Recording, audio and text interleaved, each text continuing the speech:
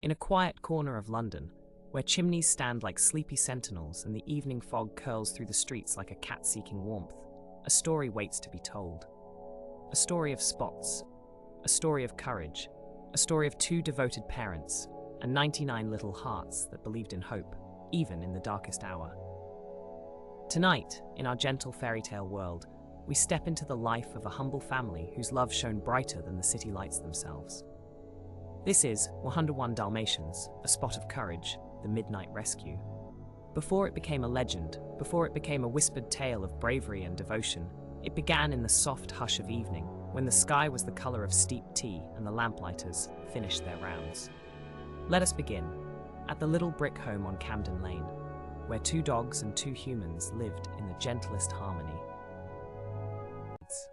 Welcome to Magic Fairytales TV, the enchanted realm where timeless stories come alive once more. From classic adventures to new bedtime wonders, each tale is crafted to awaken the child within and rekindle your happily ever after. So open your heart, close your eyes, and step inside the magic kingdom of fairy tales. Subscribe now for magical tales every week and rediscover the wonder you've always believed in. Once upon a time, there lived Roger and Anita Dearly. Roger and Anita Dearly were not wealthy people, but their home was rich in warmth and kindness. Roger spent his days composing cheerful tunes that drifted through the house like little sunbeams. And Anita, graceful, patient, thoughtful, kept their worlds stitched firmly together. But if you asked either of them what truly made their home complete, they would tell you without hesitation: Pongo and Perdita. Two Dalmatians, elegant, loyal, and endlessly devoted, not only to each other, but to Roger and Anita, and to a dream neither of them yet knew would change their lives forever. Pongo, ever observant, often sat by the window at dusk, watching the city settle into nighttime hush. He had a way of sensing when life was about to change, a quiet intuition tucked beneath his spotted coat. Perdita, meanwhile, brought serenity to every corner she touched. Her gaze carried a softness that could calm even the wildest of storms. And tonight, as the fire warmed the room and music fluttered gently from Roger's study, something was stirring, something small, something hopeful. Perdita rested her head on her paws. Pongo pressed close beside her. Because soon, very soon, they would no longer be just two. It began with a quiet flutter in the air, as though magic had tiptoed through the door. For this was the night the puppies arrived. 1, 2, 3. The hours stretched like silk, the night deepened, and one tiny heartbeat became 15. 15 small pups, white as winter snow, squeaking like timid little sparrows, each marked with only the faintest whisper of a spot. Roger cried. Anita cried. Pongo and Perdita simply gazed at their pups with awe so deep that the room seemed to glow from the inside. All 15 were safe, warm, perfect. It felt as if a chapter had closed gently, and a new one had blossomed in its place. Little did they know, the world outside was stirring too. A figure in black and white, with a name sharp as the click of her heels, had already taken notice. Cruella de Vil, a woman who admired fur more than kindness, who believed everything beautiful should belong to her, and who had been waiting for this very event. When she swept into the Dearly home that afternoon, her presence filled the room like a cold draught. Tall, jagged, a storm in human form, and her eyes, those hungry, sharp eyes, fell instantly upon the pups as though they were jewels displayed for purchase. "Spotted puppies," she murmured, voice dripping with fascination. "Quite exquisite." Perdita trembled. Pongo stepped protectively in front of her. Cruella leaned forward, her perfume thick as smoke, her grin wide enough to split the sky. "I want them," she said simply. "All of them." Roger and Anita exchanged startled glances. They knew Cruella's obsession with fur, her collection of coats, her unsettling fixations. So with all the politeness they could muster, they declined. Cruella froze. It was the kind of stillness that comes just before thunder splits the heavens. Then, with a sudden, furious flare of her coat, she turned, snapped her umbrella shut, and stormed out the door. "Cruella, you'll regret this. I never take no for an answer." Her car screeched away, and the fog swallowed her whole. That night, the Dearly family held their 15 pups closer than ever. But as snow began to fall over London, as moonlight brushed the windows with silver, the danger that Cruella carried, the storm she embodied, was already set in motion. And soon, the pup's gentle world would be shattered by a single moment of heartbreak. But love, even the smallest spark, can ignite courage that spans 100 hearts. Tonight, we follow that spark. Soft snowfall can be seen drifting past lamplit windows, as night settled upon London like a heavy quilt. The city whispered itself to sleep, the muffled clatter of distant carriages, the occasional bark far down the street, the soft breathing of a city resting under winter's hand. Inside the dearly home, warmth glowed from every corner. The fire crackled cheerfully, the puppies huddled together in a spotted heap, and Pongo and Perdita kept careful watch. Every tiny breath, every twitching paw. It was a night of peace, a night of family, a night that should have unfolded without worry. But outside, in the cold, two shadows were moving. Two silhouettes bundled in thick coats, whispering with voices sharp and grating. Horace and Jasper, Cruella's loyal, though bumbling henchmen. They shuffled toward the home with the subtlety of clumsy thieves. Their boots slipped on ice, their coats rustled as loudly as crumpled parchment, and their muttering drifted through the air in clumps of frosty breath. Jasper, whispering, "Keep it quiet, will you? We don't need the whole neighborhood waking up." Horace said, "I am being quiet. It's cold enough to freeze me eyelashes off. Let's be quick about it." They reached the back window, the one Roger always forgot to latch, that Cruella had pointed out on her last icy visit. Inside, the puppies shifted softly in their sleep, unaware. Pongo raised his head, his ears twitched. Perdita sensed it too, a tremor in the quiet, the faint scrape of something not belonging to the world of safety they'd tucked their pups into. Sometimes, parents feel danger before danger ever steps into the room. Pongo stood. Perdita followed. They moved toward the hallway just as, clink, a gentle metallic sound of the latch of the window. A mistake, or an intruder. Pongo growled, a deep, quiet warning. Perdita pressed her body protectively between him and the nursery, but it was already too late. With a clatter and crash, Jasper and Horace lunged into the room. The puppies woke in a flurry of tiny barks and squeaks. Pongo lunged. Perdita followed, but Jasper swung a coat like a shield, blocking them. Horace raised his voice. "Grab 'em! Quick! All 15! And just like that, the world shifted. Small bodies were swept into burlap bags. Puppy cries echoed like tiny bells of fear. Pongo clawed desperately at Jasper's sleeve. Perdita snapped at Horace's boot, but the henchman pushed past them, hearts cold, hands greedy. It takes only a moment, a single stolen second, to change the course of a family's life forever. The men fled into the icy street. Their van sputtered, roared, and pulled away. The puppies' cries faded into the night, gone. 15 little lives, taken. Inside the home, silence fell like a heavy shroud. Roger and Anita stumbled downstairs, awakened by the chaos. Roger flicked on the lights, pale with shock. Anita covered her mouth, breath trembling. Gone. Roger. There. Gone. Perdita collapsed beside the empty bed of tiny blankets. Pongo nudged the corner of fabric where a puppy had been just minutes earlier. The house felt hollow, too quiet, too cold. But where humans may freeze in fear, dogs act. Pongo lifted his head. In his chest, something powerful stirred. Ancient instinct, fatherly fire, and a loyalty that could rival mountains. He barked sharply, urgently, echoing against the walls. The twilight bark. A call older than kingdoms, older than time. A message that traveled across rooftops, leapt through fog, and awakened every dog in London. Perdita joined him. Their voices intertwined, sorrow, desperation, courage. Through the city, dogs pricked their ears. From terriers in alleyways to mastiffs on grand estates, the call spread. Find them. Help us. Our children have been taken. A shepherd barked from a rickety rooftop. A Great Dane echoed from the fire escape of an old theatre. At the docks, a scruffy mutt joined in, his howl drifting along the river. The message carried. This was the power of the dog network, unseen by humans, unbroken by distance. And somewhere, far from London, a dog who knew more than most listened intently. The Colonel, an old sheepdog with a snowy muzzle and a heart seasoned with wisdom. Beside him, Sergeant Tibbs the cat stretched awake, whiskers twitching. And from the shadows, a horse named Captain stomped his hoof thoughtfully. The Colonel said, "Trouble, lads, big trouble." The Colonel stepped forward to the open field, listening again as Pongo's desperate howl echoed through the night. He nodded. "Yes, stolen puppies. Poor souls." Sergeant Tibbs poked his head out. "Then we'd better move fast," Captain snorted, "before the trail grows cold."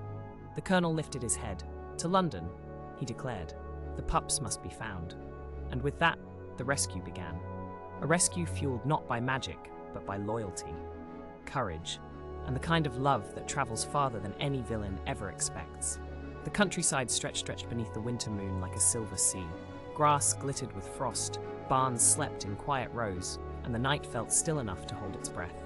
But atop a hill, 3 unlikely heroes were very much awake. The colonel, a shaggy sheepdog with fur like drifting snow. Sergeant Tibbs, a quick, clever tabby cat with restless whiskers. And Captain, a worn but noble horse whose hooves echoed wisdom in every step. They had heard the cry, not once, not twice, but carried again and again on the wind. The twilight bark had reached them, and with it the weight of urgency. The colonel tilted his head, listening deeply, his ears as keen as a scoutmaster. The colonel asked, "Stolen pups 15? "Yes, quite serious indeed. Very serious." "Time we take action." Sergeant Tibbs perked up, eyes bright. "Where do we begin, sir?" Captain snorted in the cold. "With a direction, I suppose." The colonel nodded, his whiskers trembling with resolve. London's call came northward. That means the thieves must be travelling south to north. They didn't take the pups toward the city. They're bringing them away from it. Tibbs blinked. Away? But why? The colonel paced, tail swaying with thought. Because, Sergeant, villains rarely hide in crowded streets. They find lonely places, shadowed places, old estates, abandoned halls. Captain exhaled a gust of steam, the kind of place no one visits anymore. Tibbs flexed his paws, thinking fast. "We could search from barn to barn, sir. Every old house, every field, every empty mill." "Too slow," the colonel interrupted gently. "We need evidence. A trail." The trio descended the hill, passing through quiet farms and sleeping cottages. The wind shifted. A scent drifted through the air, faint but familiar. Puppy. The colonel froze. Tibbs halted. Captain's ears flicked toward the scent. The colonel said, "There, follow it." They trotted across a pasture, weaving between silent fences until they reached a narrow country road, one marked by uneven tire tracks. Fresh ones. Captain lowered his muzzle. A heavy vehicle, old engine, poor condition. Tibbs crouched close to the snow. And scraps of thread? He plucked up tiny fibers, black and white, Dalmatian fur. The colonel's tail shot upward. "Bark me biscuits. This is their trail." The tracks led toward a row of deserted farm buildings. Old, leaning barns, rusty tin roofs, weather-worn woods splintered by seasons. The colonel approached with caution. "Tibbs, you're up." Tibbs saluted, a surprisingly crisp military-style salute for a cat, and darted ahead, slipping easily under a broken slat in the barn door. The colonel and captain waited, listening for any sound from inside. The wind rattled loose boards. Snow whispered across the ground. A lone owl hooted in the rafters. Then, a faint jingle, a small thump, a soft, trembling whimper. The colonel stiffened. "That was a puppy," he whispered. Captain nodded gravely. "Or something close." Sergeant Tibbs crept across hay-strewn floors. The barn smelled old, dusty, but beneath it the unmistakable scent of dogs. He followed the sound to a wooden crate. Inside it, trembling like tiny lanterns flickering in the night, were 2 Dalmatian puppies. Not the whole 15, but 2. Their eyes widened with hope as Tibbs approached. Puppy 1 whispered, "Are you one of the good guys?" Tibbs, "Yes, and I'm here to help." Tibbs squeezed back under the door and gestured wildly. Inside, 2 pups. They were left behind. The colonel's voice sharpened with urgency. "No time to waste. Captain, can you break the door?" Captain pawed the earth, muscles bunching beneath his winter coat. With pleasure. Crack. Smash. The door splintered open with a powerful kick. The puppies squeaked in surprise as warm lamplight spilled in. The colonel lifted them gently by their scruffs, carrying them out into the crisp night air. The 2 little Dalmatian pups curled into the colonel's thick fur, trembling. "We were scared," whispered one. "We didn't know where the others went," whimpered the other. The colonel softened. "You're safe now, young ones, and we'll find the rest. That's a promise." Tibbs nodded firmly. "Do you remember anything? Anything at all?" The puppies exchanged a shaky look. We heard the men talking. They said something about the big house, the one with the broken towers, and how she was waiting. Captain's eyes widened. "The big house. You don't mean..." The colonel's voice lowered to a grave whisper. "Heltall Hall." Tibbs swallowed. "That sounds terrifying." The colonel nodded. "It is. The very place I feared." The colonel set the pups gently atop Captain's saddle blanket. "Captain, carry them. They'll be safer with you." Captain bowed his head. Of course. Tibbs looked northward, where the silhouette of a massive, crooked estate clawed at the horizon. The colonel squared his stance. Helltall Hall lies ahead, and with it, the rest of the stolen pups. He turned to his team. "We march now. No delays, no hesitation." Captain stamped his hoof. Tibbs flicked his tail, braver than he felt. And the colonel led the way, into the dark, toward danger, toward the beginning of a rescue that would become legend. The village had fully surrendered to night, that deep, velvety hour when even the stars seemed to whisper instead of shine. And through this hush, Pongo and Perdita padded forward, noses low, ears alert, hearts thudding with equal parts fear and determination. The scent trail was faint, so faint they worried the breeze might erase it. But Pongo, ever steady, murmured to Perdita with quiet resolve. "They're close. They must be." Perdita nodded, though her eyes shone with worry. And just then, a soft jingle. Metal on stone. Subtle, distant, but unmistakably a puppy's collar tag. The two parents froze. The alley ahead, narrow and crooked, was barely lit by a flickering lantern hanging from a rusted bracket. Shadows draped themselves across the cobblestones like sleeping creatures. And from within that darkness came a faint, frightened whimper. Perdita gasped. "One of ours." They stepped forward, paws trembling, hearts ready to burst. The alleyway opened into a small courtyard behind an old tailor shop. A toppled basket lay on its side, spilling scraps of fabric, spotted ironically, like their own little ones. And beside it, half buried beneath a cloak, something moved.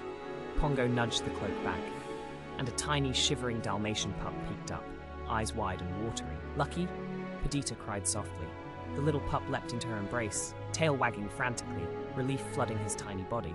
"Mama! Papa!" "They took us. They said they needed all the spotted pups. They said..." Lucky tried to speak, but his voice broke into sobs. Pongo curled around him protectively, whispering, "It's all right. You're safe now. We're here." But Lucky shook his head fiercely. No, you have to hurry." They said they're taking the others deeper into the forest. Something about a carriage. Something about midnight. Perdita's breath caught. A carriage. Midnight. A plan unfolding right under the nose of the sleeping village. Lucky pointed with a trembling paw toward the forest path. "If you hurry, you might catch them before they cross the river." Pongo and Perdita exchanged a look. The kind of look shared only by those willing to face the impossible for the ones they love. And then, before they could take their first step, if you're journeying with Pongo and Perdita tonight, brave friend, remember to subscribe to the Storybook Realm, your lantern on every magical path. And if this adventure has your heart racing just a little, leave a comment and share the tale so more wanderers can join us. Pongo lifted Lucky onto a pile of warm fabric. "Stay hidden, stay quiet. We will return for you and for all your brothers and sisters." Lucky nodded bravely, though tears clung to his lashes. Pongo and Perdita bolted into the night, paws drumming urgently against the cobblestones. The forest loomed ahead, its entrance swallowing the moonlight. A cold wind brushed past them, carrying the faintest echo. Was that pups crying, or the distant grind of carriage wheels? They didn't know, but they ran, and just as they reached the edge of the trees, a shadow moved, tall, thin, unmistakably human, standing perfectly still between the trunks, as though waiting for them. A voice drifted out, smooth and chilling. "Looking for something? Spotted?" Perdita froze. Pongo growled low. The figure stepped into view, moonlight slicing across a familiar shape. A long coat, a wide collar, a wicked smile curling at the edges. The moon strained to break through the tangled branches, casting thin silver slashes across the forest floor. And in that fractured light stood the figure, coat flaring like the wings of a midnight crow, expression carved into a cold, mocking grin. Perdita's breath trembled. Pongo stepped forward, muscles taut. The figure tilted their head, voice dripping with theatrical disdain. My, parents on a midnight stroll?" The forest seemed to lean in, listening. Pongo growled, "Where are the puppies? Reveal yourself." The figure chuckled softly, a sound as brittle as cracking ice. "Reveal myself? Oh, darling, I'm merely the messenger tonight." Perdita's heart thudded. "Messenger?" The figure raised a gloved hand, and a faint glimmer flickered between their fingers. A torn scrap of fabric, one unmistakably snipped from a Dalmatian pup's little blanket. Perdita gasped, stepping forward. but the figure yanked the fabric back like a taunt. "If you want to save your precious spotted brood," they leaned closer, eyes gleaming. "Follow the river before the moon reaches its peak. But do be careful, she does not like to be kept waiting." Before Pongo or Perdita could demand more, the figure stepped back and melted into the thicket as though the shadows themselves opened to swallow them whole. A cold silence replaced them. Perdita trembled. Who was that? Pongo didn't answer. He simply nudged her toward the distant sound of rushing water. The river. They ran, hearts burning with dread and determination. And far away, a carriage creaked and rattled deeper into the night. The river was wide tonight, moonlight rippling across its surface like scattered silver coins. The water rushed swiftly, murmuring secrets to the stones beneath. Pongo sniffed the air first. Scents of puppies, fear, a stranger's perfume, sharp and unnatural. Perdita stepped to the water's edge, searching for any sign of their missing brood. Then, a tiny bark echoed upstream, a pup, crying. They followed the sound along the bank until the reeds parted, and revealed another little Dalmatian, stranded on a small patch of sand, paws muddy, tail tucked tightly beneath him. Perdita cried out, "Spotty!" The pup whined desperately as a splash of cold water surged around his paws. Pongo didn't hesitate. He leapt into the river, the current grabbing him instantly. But he held strong, pushing through until he reached the sandbar. He nudged Spotty onto his shoulders, fighting the current with every stroke. Perdita paced anxiously, whining until Pongo staggered out, drenched but triumphant, Spotty clinging to him. The moment the pup reached her, Perdita smothered him with warm nuzzles. "We're here. Oh, sweetheart, we're here." Spotty whimpered. "They said they're taking the others across the river, toward the old mill." Pongo stiffened. The old mill, abandoned for decades. A place whispered about in the village as a nest for secrets best left alone. Perdita shivered at the thought. Spotty continued, voice trembling. A tall lady, with a coat like storm clouds.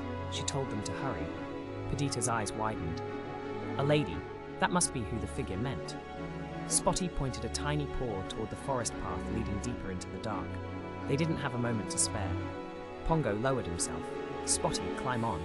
We'll find your brothers and sisters." As they set off, the wind shifted, carrying a chilling laugh from somewhere far ahead, and the faint rattle of carriage wheels fading into the night.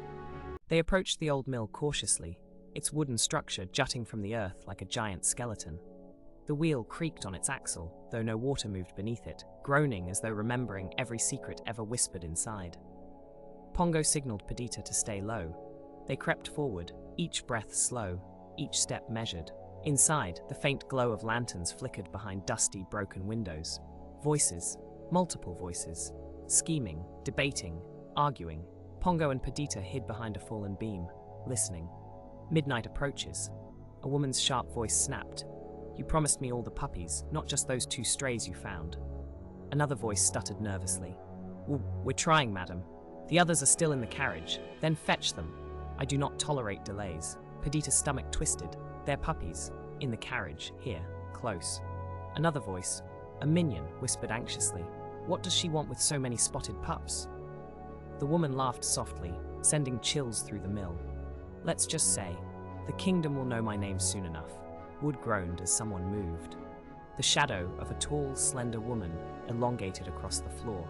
Elegant coat, high collar, hair streaked like lightning through dark clouds. Perdita whispered, "It's her." Pongo's eyes narrowed. "We go after the carriage. While they're distracted, we get our pups out." But as they turned to move, a broken plank snapped beneath Perdita's paw. Crack. Silence, instant and deadly. The lanterns inside stopped swaying. Footsteps halted. Then, who's there? The woman's voice slashed the air like a blade. Pongo nudged Perdita. "Run." They bolted, grass whipping under their paws, heartbeats roaring in their ears. Behind them, furious footsteps, shouts, a command. After them, don't let them near the carriage. Loving the adventure? Tap subscribe and join our Fairytale family. Branches clawed at them as they sprinted, desperate to reach the back of the mill where the carriage was hidden. But as they rounded the corner, their blood ran cold. The carriage door was open, rope was coiled on the ground, and the puppies, their precious beloved pups, were nowhere in sight. Only a single collar tag lay abandoned on the steps, a tiny silver charm shaped like a moon. Perdita whimpered, voice cracking. They moved them, Pongo. They moved them again. Pongo lowered his head, inhaling deeply, searching for any trace, any scent. And then, he found something. A trail, fresh, leading toward the archway of the Forgotten Road, a path so ancient and overgrown it barely existed on village maps anymore. Pongo lifted his head slowly. They're close, very close. But before they could take a single step, a branch snapped somewhere behind them. Then another, closer. A low growl unfurled through the darkness. The Forgotten Road was a narrow corridor of tangled vines and gnarled trees. The night grew thicker here, as if the air itself sensed trespassers and tightened around them. Perdita paused, ears perked. Pongo stiffened beside her, his instincts crackling like lightning beneath his skin. The growl grew louder, closer, heavy paws crushed leaves just beyond the bramble wall. Perdita whispered, "Pongo, that doesn't sound human." No, it didn't. The darkness ahead convulsed, and out stepped a massive silhouette. A dog, but unlike any village dog they had ever known. Broad shoulders, bristling fur, eyes burning like live embers. A guard beast, trained, loyal only to her. The creature snarled, lips curling back, revealing long gleaming fangs. Pongo stepped forward protectively. "We don't want to fight. Let us pass." But the beast lowered its head, muscles rippling. It was not here to negotiate. Perdita whimpered, "The pups. Pongo, we can't turn back now." Pongo whispered, "Stay behind me." The beast launched from the shadows, a blur of fury and claws. Pongo braced, and the screen fades to black on impact. Thud. The quarry floor trembled. One beast, then another stalked from the stone shadows, their eyes shimmering with the same silver glow embedded in the villain's charms. Perdita whispered in terror, "Pongo, there are too many." Pongo swallowed hard. He felt the tremor of fear, but beneath it, something stronger. There are too many reasons not to stop. And then, he charged, without hesitation, without fear, without looking back. Perdita followed, paws pounding, breath sharp, eyes blazing with motherly fire. The beasts roared, a thunderous wall of sound, but the two Dalmatians sprinted straight toward the danger. The villain smirked as she raised her hand. Her silver rings glowed. Intercept them. Two beasts lunged, but Pongo slid beneath one, pushing off the ground and ramming it sideways with a force that echoed across the quarry walls. Perdita darted right, spinning past snapping jaws, using her agility to slip through the chaos like flowing silk. The minions panicked, scrambling to hold the rope barrier around the puppies. But the puppies saw their parents, and their tiny voices rose in unison. "Mama! Papa!" The villains froze. That was the moment Pongo needed. He slammed into the rope barrier, snapping it in half. The puppies burst outward like a spotted comet. Perdita shouted, "Stay behind the pillar stones. Don't move." The puppies raced to the nearest rock cluster, huddling together, safe for now. But the battle was only beginning. Pongo and Perdita stood back to back, encircled by the beasts. Dust swirled around them like a rising storm. Perdita panted, "Pongo, we can't win by strength alone." Pongo nodded. "Then we win with something stronger." The beasts prowled closer, closer, growling, snarling, circling. Pongo lowered his voice so only she could hear. "We split them. You lead half away from the puppies. I'll take the others." Perdita's eyes widened in fear. "We'll be separated." He pressed his forehead to hers, just for a moment. Only for a moment. "We're stronger when we save them together." And then, they moved. Pongo barked, loud and sharp, drawing the attention of the two largest beasts. Perdita sprinted left, her elegant form weaving through the quarry as half the creatures chased her. The villain watched, amused. "How touching," she murmured. "Parents who think love can outweigh magic."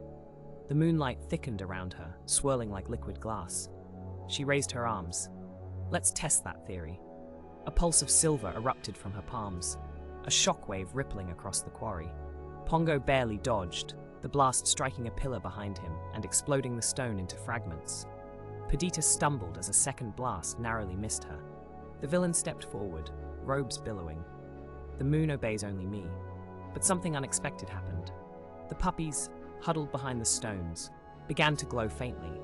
Not bright, just a shimmer, as if their innocence pushed back against the magic. One pup whispered, "Papa's gonna win." Mama too, tiny paws pressed together, tiny hearts beating in sync. Something changed in the air. A shift, a spark. A power the villain did not expect. The villain paused mid-incantation, sensing the shift. She turned toward the puppies. "What is that?" The puppies glowed a little brighter, a warm, gentle light. Not magic from old spells, but magic born from pure love. Pongo charged from the left, Perdita from the right. The villain raised a hand to unleash another blast, but the puppy's glow suddenly rippled outward. Not a beam, not an attack, just a wave of warmth. It struck her magic mid-air and disrupted it like a stone shattering a reflection on water. The villain gasped as her spell cracked apart. Pongo leapt, crashing into one of the beasts.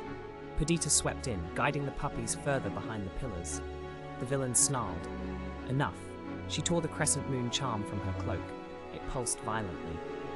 If the moon's gentle glow won't bend to me, then the moon's fury will. Lightning tore through the sky, striking the charm, unleashing a surge of chaotic silver light. The quarry shook, stones split, beasts roared in confusion, the puppies screamed, Pongo shielded them with his body. Perdita shouted, "What is she doing?" The villain's eyes blazed, ending your story.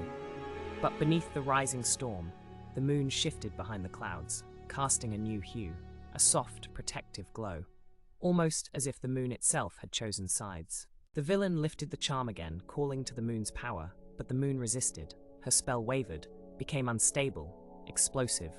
Pongo realized what was about to happen. Perdita, take cover. He shoved the smallest puppies beneath a stone arch. Perdita screamed, "Pongo!" And then boom! A shockwave tore through the moonlit quarry. The ground fissured. Stone pillars collapsed. The earth cracked open like a broken shell. Pongo slid, lost his footing, and fell into the widening chasm. Perdita lunged for him, but their paws barely brushed before. He disappeared beneath the collapsing stone. Her scream pierced the night. "Pongo!" Dust swallowed everything. Rubble thundered down. The villain staggered, shielding her face from the collapsing quarry. "Fools, look what you've made me do!" The puppies wailed, their cries echoing across the broken stone. Perdita clawed at the rubble, frantic, breath-ragged, tears soaking the dust. "Pongo, please, answer me." Silence, only the sound of falling debris. The villain backed away, cloak torn, charm flickering weakly. "No more delays. I will finish this alone." She turned toward the exit path, dragging the weakened beasts behind her, retreating into the darkness. Perdita continued digging, desperate, shaking, until her paw hit something. A heartbeat, faint but real. "Pongo." Then, a small voice whispered behind her. "Mama, he's alive." Slowly, the dust settled. A weak cough sounded beneath the rubble. Perdita froze. Another cough, stronger this time. She clawed frantically, pushing stones aside, calling his name through tears. Finally, a paw emerged, shaky, dusty, but alive. "Perdita." She collapsed into a relieved sob. The puppies rushed in, hugging his legs. Pongo winced but smiled. "I'm okay.